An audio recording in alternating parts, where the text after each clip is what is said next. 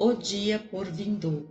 Há centenas de pessoas com problemas que precisam ser resolvidos, fardos de que precisam ser aliviados e pecados de que precisam ser perdoados. Muitos de vocês precisam de uma nova dimensão na vida, um novo objetivo, uma nova compreensão do que a vida significa. Não há propósito nenhum em sua vida. Você poderia achá-los nesta última grande cruzada. Milhares de pessoas nestes últimos dias têm tido encontro com Jesus Cristo. Muitas delas nunca mais serão as mesmas. Você também pode ter um encontro com Cristo. A Bíblia diz: passou a cega, findou o verão, e nós não estamos salvos. Esta cega que estamos fazendo se encontrará dentro de alguns minutos, e muitos de vocês ainda não se encontraram com Cristo. Espero que não deixem esta noite passar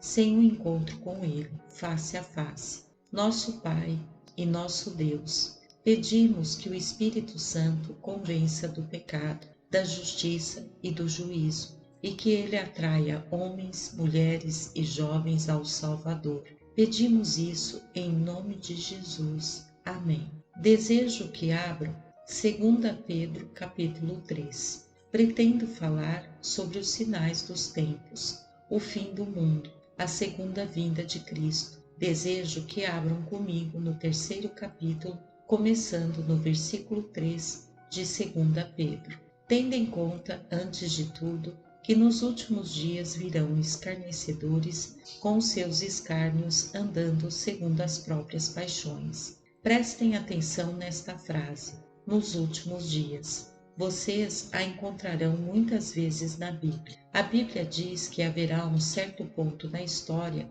que será conhecido como os dias finais ou os últimos dias. Muitos julgam que estamos neste período atualmente. Ninguém sabe com certeza. A Bíblia nos previne contra a especulação quanto a tempos, estações e datas, mas há um período de tempo conhecido na Bíblia como os últimos dias. Outra palavra que aparece aí é escarnecedores. Eles surgirão nos últimos dias. Cínicos. Gente que diz: ah, sim, Deus está morto. Não podemos achar Deus em lugar nenhum. Fizemos uma viagem ao espaço. Não encontramos Deus. Não encontramos nenhum anjo enquanto estivemos lá em cima. E haverá outros escarnecedores que zombarão da ideia de um juízo futuro. Zombarão da ideia de que Jesus Cristo voltará novamente à Terra. Rirão de tudo isso. Porque a frase seguinte nos diz: andando segundo as próprias paixões. Eles não querem que Cristo venha. Não querem que Cristo venha interferir com o seu modo de viver. Amam suas paixões, amam tanto seus pecados que não desejam que Cristo volte. E não podem aceitar a ideia de que Deus é um Deus que nos trará o juízo. Sabemos que Deus é um Deus de amor. Sabemos que Deus é um Deus de misericórdia. Mas a Bíblia também ensina que Deus é um Deus de ira. Não uma ira emocional como eu e você experimentamos. Trata-se de uma ira divina contra o mal, uma santa indignação como a que Jesus teve quando foi ao templo e expulsou os cambistas. A santa indignação que ele teve quando atacou os fariseus e os chamou por toda espécie de nomes no capítulo 23 do Evangelho de Mateus. Porém, acima de tudo, chamou-os de hipócritas. E se existe algo que Deus não suporta, é a hipocrisia. Escarnecedores, andando segundo as suas próprias paixões. E o apóstolo Pedro prossegue: porque deliberadamente esquecem que de longo tempo houve céus bem como terra, a qual surgiu da água e através da água pela palavra de Deus, pelas quais veio a perecer o mundo daquele tempo, afogado em água.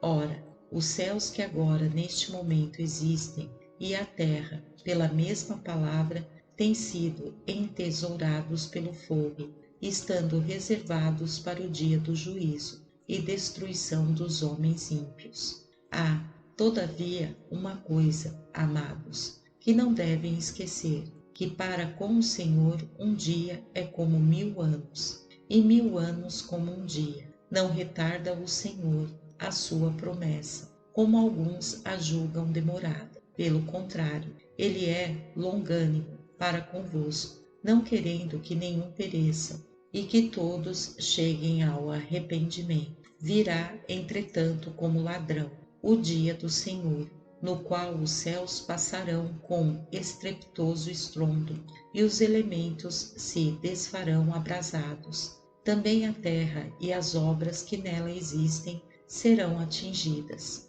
Nesta passagem bíblica, o apóstolo Pedro, sob a inspiração do Espírito Santo, está sublinhando algo que é ensinado desde o Gênesis até o Apocalipse, que virá um dia de juízo, que o mundo deverá se apresentar um dia diante do tribunal de Deus. Você lá estará como um indivíduo, os Estados Unidos estarão lá como uma nação, nós lá estaremos como sociedade, para prestar contas da nossa mordomia aqui. Temos ouvido de alguns dos nossos cientistas e de alguns que prestam depoimentos em Washington a respeito do genocídio racial, do suicídio racial. A palavra Armagedon está começando a ser usada, bem como as expressões fim da raça humana e fim do mundo. Muitos de nossos cientistas estão pessimistas e acham que o mundo não vai durar muito mais tempo. Um cientista foi citado por um jornal outro dia.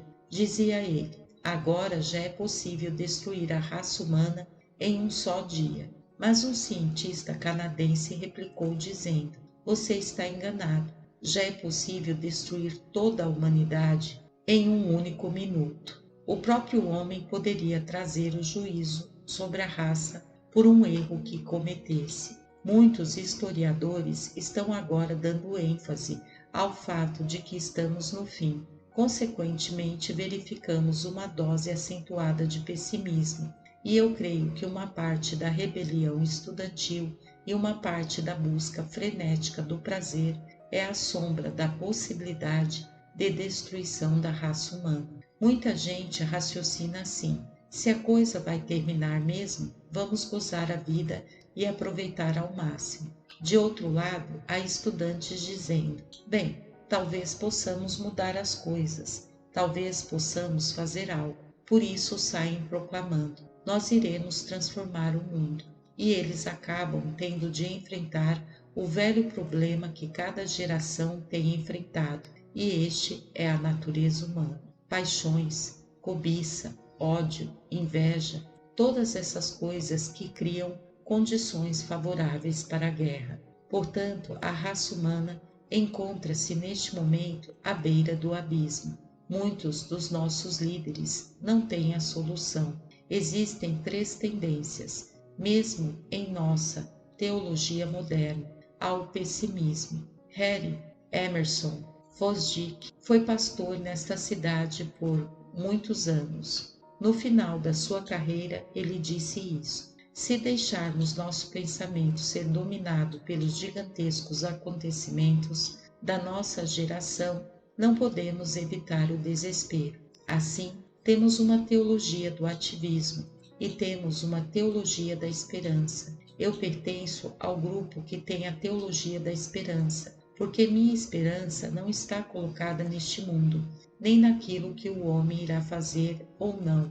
Minha esperança está centralizada na pessoa de nosso Senhor Jesus Cristo, o qual a Bíblia declara: voltará um dia para endireitar toda esta confusão. Esta é a nossa esperança, Jesus Cristo. Ouvi há algum tempo a história de um policial, aqui mesmo em Nova York, que viu um indivíduo preparando-se para atirar-se de uma ponte e dar cabo da existência. O policial aproximou-se dele e procurou dissuadi-lo, mas o indivíduo disse: não, meus problemas são muito grandes e os problemas do mundo são tão grandes que eu resolvi me suicidar. O policial respondeu: está bem, façamos um trato. Eu lhe darei 5 minutos para você me dizer por que a vida não vale a pena. se você me der 5 minutos para lhe dizer por que vale a pena vivê-lo. Assim ficaram conversando por 10 minutos, ao fim dos quais ambos saltaram da ponte. E a verdade é que há muita gente nessa situação aqui em Nova York. Viajávamos num táxi ontem e o motorista perguntou: os senhores já ouviram esse tal de Billy Graham? Eu respondi: sim, eu estive lá uma noite destas. Ele indagou: de onde o senhor é? Éramos 3 no táxi. Eu é que mantinha a conversa, mas ele não podia me ver porque eu estava do lado esquerdo. Eu respondi: sou da Carolina do Norte. Ele perguntou: vocês têm problemas por lá? Eu disse: sim, temos alguns. Ele então disse: pois eu quero dizer-lhe que esta cidade está numa bagunça tremenda. E então começou a nos contar tudo o que havia de mal nela. É isto que muita gente sente. Eles julgam que nossos problemas não podem ser resolvidos. Não há solução, não há saída. Vamos simplesmente desistir. Eu li outro dia que agora temos o que é chamado mentalidade suicida, pois a Bíblia ensina que temos problemas pela frente. Estamos na iminência de um juízo, convulsões, tribulações. Mas a Bíblia ensina que depois disso temos a volta de Cristo, quando Ele irá se assentar em seu trono e governar o mundo. Eu estou ansioso por esse dia.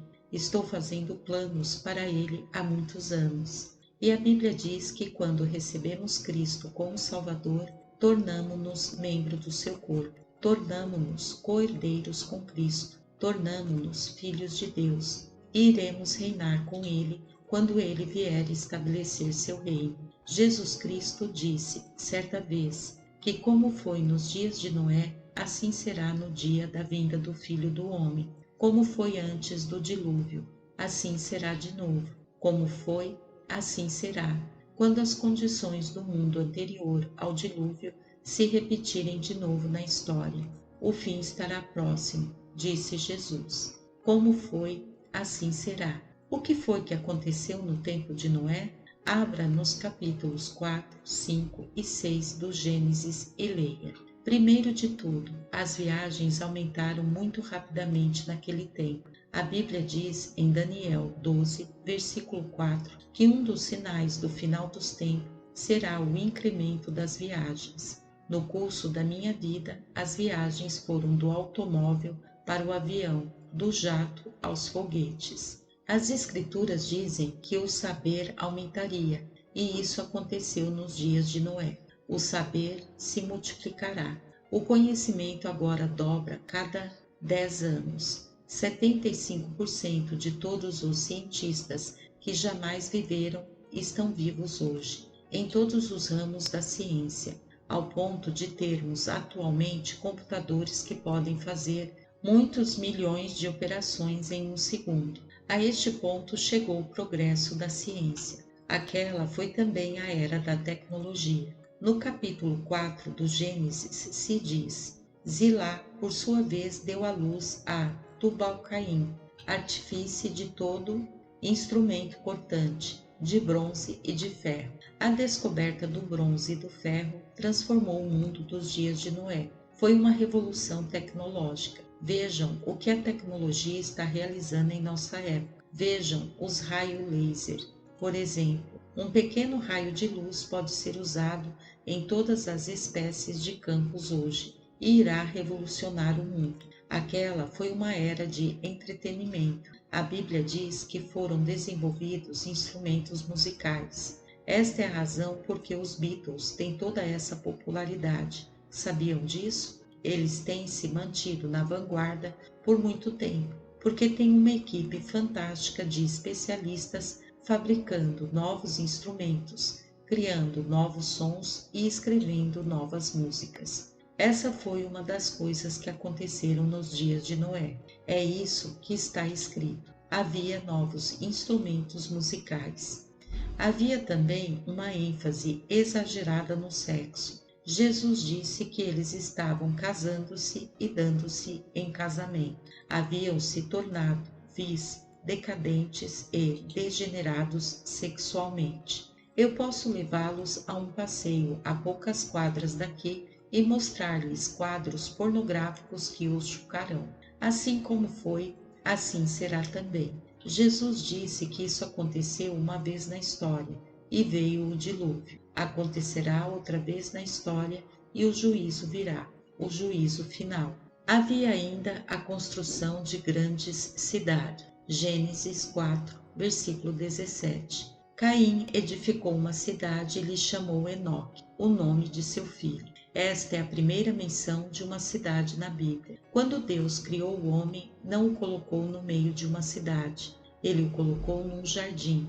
Há perigos para o seu espírito na vida da cidade, que você não encontra no campo, moral e espiritualmente. Há tentações na cidade que você não tem de enfrentar na vila pequena e nas zonas rurais. Há muitos anos, 85% da população viviam na zona rural. Hoje, a maior parte da população vive em zona urbana. Isso provocou uma grande mudança nos últimos anos. Este era um dos sinais, o povo mudando-se para as cidades no tempo de Noé, construindo grandes cidades. Foi também um período de glutonaria. Jesus disse que eles comiam e bebiam, estavam interessados em coisas materiais, tinham muito pouco apetite para Deus ou para as coisas espirituais. Seu apetite era para encher o estômago, satisfazer seus desejos sexuais, quando a sua curiosidade para aprender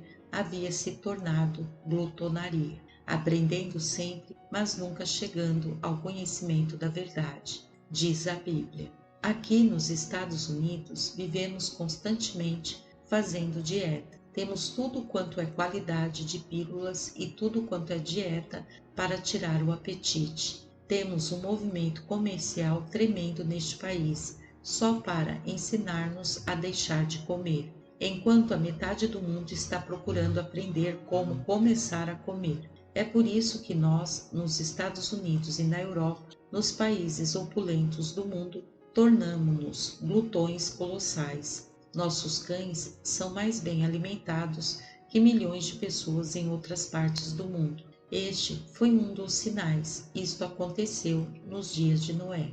Havia também violência generalizada. O Papa Paulo VI disse há alguns dias: a violência, as tensões, o terrorismo, as represálias estão provocando um doloroso sobressalto por toda a humanidade. E ele tem razão. Jesus disse: como foi nos dias de Noé, eles eram dados à violência, eram dados à quebra das leis. O desrespeito à lei havia se tomado mundial. O povo vivia em revolta contra toda a autoridade naqueles dias. Eles o estão fazendo hoje. Este não é só um problema dos norte-americanos. Alguém me disse outro dia que nós somos o povo mais violento do mundo. Bem, não estou muito certo quanto a isso. Você vai à Europa e as coisas parecem relativamente pacíficas em certos lugares, mas lembre-se, só nos últimos 50 anos eles tiveram 2 guerras que foram extremamente violentas. Há violência no mundo todo. Vá à China. Minha esposa nasceu e se criou na China. O pai dela teve um grande hospital na China durante 25 anos. E ele disse que não houve um só dia naqueles 25 anos que ele não tivesse gente no hospital sendo tratada por feridas de armas de fogo. De uma só vez, ele teve de atender 600 pessoas, todas para tratamento de feridas com armas de fogo. Isso me parece violência. Não somos o único povo violento do mundo. Estamos nos tornando violentos. Mas onde quer que haja criaturas humanas, hoje em dia, há violência em seu coração, pois isto é uma rebelião universal contra a autoridade e um desrespeito universal à lei. Jesus disse: como foi, assim será. Outro sinal de que o fim está próximo. Houve também a apostasia da fé verdadeira. No versículo 11 de Judas, se fala daqueles que seguiram pelo caminho de Caim. Caim foi um dos que viveram antes de Noé. Ele liderou a violência e desrespeito à lei que conduziu ao dilúvio nos dias de Noé. É verdade que Caim cria em Deus tanto quanto Abel, seu irmão. Ele acreditou em Deus. Não era ateu, era religioso. O povo do tempo de Noé era religioso, mas tinha um conceito errôneo de religião. Caim julgou que podia ignorar o plano divino de salvação e substituí-lo por uma religião de boas obras, moral, cultura e retidão humana, que acabou por se tornar nada mais que humanismo. E nós temos atualmente uma espécie de humanismo cristão que deixa de fora o Evangelho, deixa de fora o fato de o homem precisar de uma relação pessoal com Jesus Cristo. Assim é que temos hoje a mesmíssima coisa acontecendo de novo. Estamos indo pelo caminho de Caim, o caminho do humanismo. Na Nova Zelândia, a Sociedade Humanista fez uma manifestação contra a nossa cruzada, carregando cartazes que diziam: "Não deixem Billy Graham amedrontá-los. Precisamos temer a Deus e não a mim." A Bíblia ensina que a aproximação do final dos tempos trará perigo, guerra, destruição, ilegalidade e imoralidade tão grandes que Deus terá de intervir e fazer cessar tudo isso para que não tenhamos um genocídio total. Ouçam o que Jesus disse no capítulo 24 do Evangelho de Mateus. Porque nesse tempo haverá grande tribulação, como desde o princípio do mundo até agora não tem havido e nem haverá jamais. Não tivessem aqueles dias sido abreviados, ninguém seria salvo. Mas por causa dos escolhidos, tais dias serão abreviados. Deus disse: "Eu não vou permitir que a raça humana exploda numa guerra atômica. Eu vou impedi-la e vou fazê-lo por amor aos eleitos." Por isto é que é tão importante que os crentes compreendam, mesmo que eles sejam uma pequena minoria, que por nossa causa a raça humana será poupada. Por amor a este pequeno remanescente que crê, a raça humana será salva. Isto é o que as Escrituras dizem. Você não precisa crer nisto. Estou simplesmente citando Jesus. Isto é o que ele disse. Sobre estas passagens bíblicas não se ouvem muitas pregações. O fato é que os pregadores do juízo final e do Armagedon atualmente são os cientistas. Nossos cientistas são os profetas. Nós, no púlpito, não falamos no assunto, enquanto que a Bíblia está cheia dele. Devemos ensinar o povo a pregar ao povo, prevenir o povo e mostrar ao povo o caminho da salvação.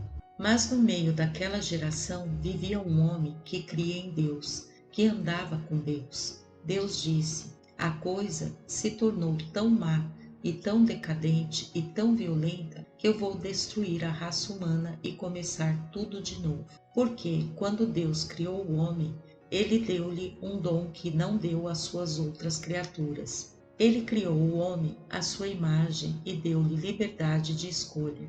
O homem apossou-se dessa liberdade e ela se tornou licenciosidade. Ele seguiu seu próprio caminho, rebelado contra Deus. Começou a viver sua própria vida e Deus disse: "Se você se rebelar contra mim, morrerá."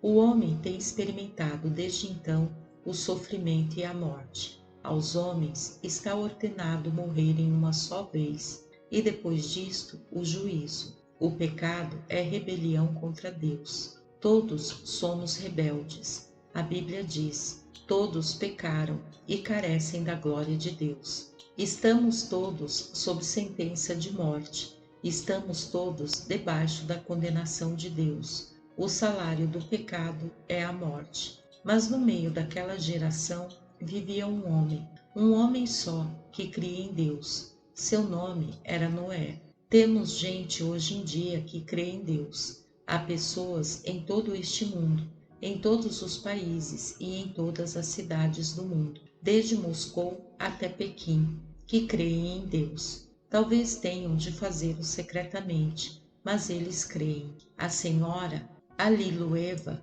a filha de Stalin, que havia sido criada no ateísmo intelectual, quando veio para este país, disse: "Eu não podia mais viver no mundo em que não havia Deus." E acrescentou: "Por toda parte da União Soviética há crentes." Ela declarou que mesmo no Partido Comunista há crentes. Há pessoas que talvez afirmem seu ateísmo por motivos políticos, mas têm no coração uma fé secreta na existência de Deus. Noé creu em Deus no meio daquela geração corrompida e perversa e ousou permanecer firme sozinho. Ele teve a coragem de ser um homem de convicções inabaláveis, quando todos os demais eram levados pelo vento. E eu quero lhes dizer, é preciso ter muita coragem para levantar-se em um dia de nossas modernas universidades e dizer, eu creio em Deus, e levantar a Bíblia e dizer, eu creio que este livro é a palavra inspirada de Deus. Há muito professor crente que leva uma vida solitária no campus da universidade e há muito estudante que arrasta uma vida solitária na classe porque crê em Cristo, crê em Deus e crê na Bíblia. Mas estão lá. Deus tem seu povo espalhado por todo o mundo e uma cruzada como esta reúne muitos deles. Muitos de vocês, ao voltarem, terão de enfrentar muitas batalhas consigo mesmos e com os outros. Ele ousou ficar firme sozinho. Foi isto que Jesus tinha em mente, quando disse, tome a sua cruz e siga-me. Leve o meu vitupério. Esteja pronto a sair fora do arraial comigo e viver onde isso não é popular. Você está pronto a fazer isso? Ele disse que devemos calcular o preço. Você talvez tenha de ficar sozinho. Noé permaneceu só e Deus veio a ele um dia e disse, Noé, vou destruir a raça humana com um dilúvio. Vou trazer uma chuva de 40 dias e 40 noites. Quero que você construa um barco e salve seus familiares e os animais. A Bíblia diz que Noé creu em Deus. Ele não discutiu com Deus e disse, Senhor, não há nenhuma evidência científica de que algum dilúvio esteja para vir. Não ouvi Walter Cronkite mencioná-lo em seu noticiário. Não ouvi nenhuma cientista da Universidade de Colômbia ou de Stanford falar no assunto. A Bíblia diz que pela fé, Noé, divinamente instruído acerca de acontecimentos que ainda não se viam, ainda não aparecia nenhuma evidência. E sendo temente a Deus, notem que o que o moveu foi o temor de Deus. Aparelhou uma arca. Ora,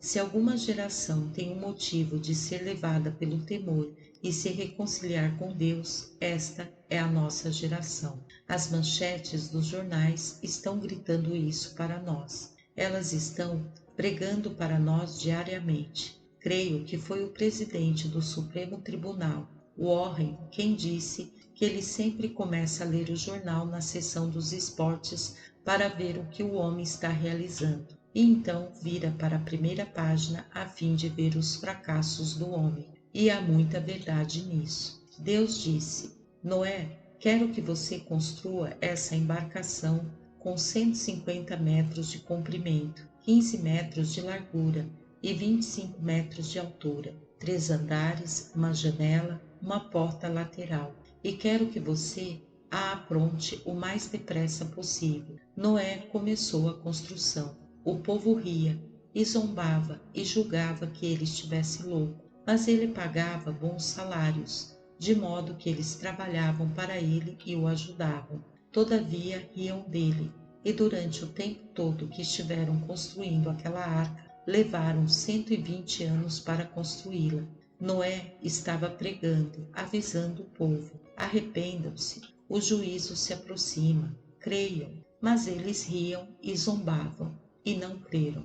Deus poderia ter executado o juízo antes, entretanto não o fez. Deus tinha um segredo que você pode desvendar quando estiver só. O homem que mais viveu chegou a 969 anos. Porque foi Matusalém o homem que mais tempo viveu? Já pensaram nisso alguma vez? Seu nome significa, quando ele morrer, isso será enviado. Enquanto Matusalém vivesse, Deus não mandaria aquele dilúvio. No dia em que Matusalém morreu, veio o dilúvio. Deus o usou como símbolo do seu amor. sua graça, sua misericórdia e sua longanimidade, esperando que a humanidade se arrependesse dos seus pecados e voltasse para ele, antes que fosse tarde demais. Matusalém simplesmente continuou vivendo. A paciência de Deus, o amor de Deus e Matusalém permanecem para sempre na Bíblia, como ilustrações do amor, da misericórdia e da graça de Deus. Deus os poderia ter julgado muitos anos antes, todavia não o fez. Matusalém continuou vivendo, e no dia em que ele morreu, veio o dilúvio. Quando ele morrer, isso será enviado. O que é que Deus está usando em nossa geração? Vocês podem ler em 2 Tessalonicenses 2, versículos 6 e 7. O Espírito Santo é o poder repressor em nosso mundo. E quando o Espírito Santo estiver aqui em grande poder, operando como o temos visto fazer, Deus será longânimo e misericordioso, não desejando que ninguém se perca, mas que todos sejam salvos. Estamos vivendo em um período da misericórdia de Deus. Estamos respirando e estamos vivendo pela misericórdia e pela graça de Deus. O Espírito Santo é o grande poder repressor de Deus, mas eu conheço alguns teólogos que estão afirmando que o Espírito Santo, em sua graça repressora pelo mundo, talvez esteja prestes a ser removido. A atividade do Espírito Santo em trazer pessoas a Cristo está se acelerando, porque há gente se convertendo a Cristo no mundo inteiro. A Bíblia diz que, ao nos aproximarmos do final da história, a pregação do Evangelho será intensificada e o Evangelho será ouvido por todo o mundo. Agora, pela primeira vez, ele está sendo ouvido no mundo todo, pela rádio, pela televisão e pela página impressa. Quando Frank Borman leu a Palavra de Deus no espaço sideral, ela foi ouvida por milhões ao redor do mundo. O Espírito Santo é o poder repressor de Deus. No momento em que o Espírito Santo for retirado, esta terra irá se tornar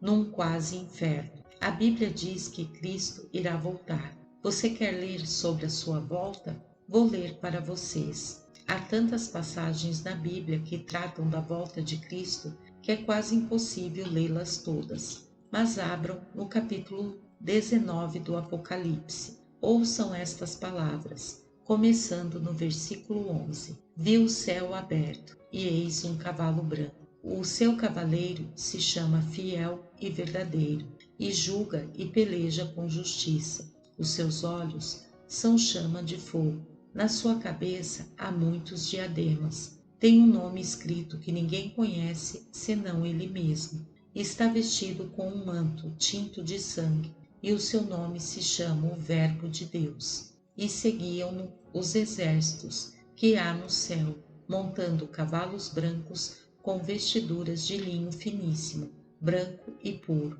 Sai da sua boca uma espada afiada, para com ela ferir as nações, e ele mesmo as regerá com cetro de ferro, e pessoalmente pisa o lugar do vinho do furor da ira de Deus Todo-Poderoso. Tem no seu manto e na sua coxa um nome inscrito: Rei dos Reis e Senhor dos Senhores. Sim, ele irá voltar. Da próxima vez, não como uma criancinha em Belém, porém como poderoso Rei dos Reis e Senhor dos Senhores. Ele mesmo disse que voltará para intervir na história a fim de salvar o mundo da autodestruição, porque Deus ama o mundo. Ele virá em juízo e virá para reinar. Ele será o soberano. O futuro governador do mundo não é o capitalismo nem o comunismo, é Cristo. É Ele quem vai governar. Ele é o Rei dos Reis e Senhor dos Senhores. Jesus disse que ele virá como ladrão à noite. Em 2 Tessalonicenses capítulo 4, lemos que ele virá buscar os crentes. Todos os crentes serão ressuscitados. Sim, eu irei ver meu Pai um dia. Irei ver meus queridos um dia. Irei me reunir a eles um dia. Nós os veremos novamente. As Escrituras dizem: 2 estarão no campo, um será tomado e deixado o outro. 2 estarão trabalhando no moinho, uma será tomada e deixada a outra, disse Jesus. Por isso, ficai também vós apercebidos, porque a hora em que não cuidais, o Filho do Homem virá. Não sabemos o tempo, mas lemos os sinais dos tempos, e estes parecem indicar que estamos aproximando daquele glorioso momento em que Cristo irá voltar. Sabem o que as Escrituras dizem sobre isto? Elas dizem: consolai-vos, pois, uns aos outros com estas palavras. A verdade é que não temos muito consolo em nossos dias. O fato que Cristo irá voltar deveria ser de grande consolo para todo crente no mundo. Temos uma esperança, temos um programa, um futuro. O futuro nos pertence. Estamos do lado vitorioso. Consolemo-nos uns aos outros com estas palavras. A Bíblia diz ainda mais alguma coisa. Diz que esta esperança nos purifica. Em outras palavras, esta é uma parte da nossa santificação, crescendo na graça e no conhecimento de Cristo. Nossa esperança centralizada em sua aparição deverá levar-nos a viver vidas puras e obedientes. A Bíblia diz também que devemos vigiar.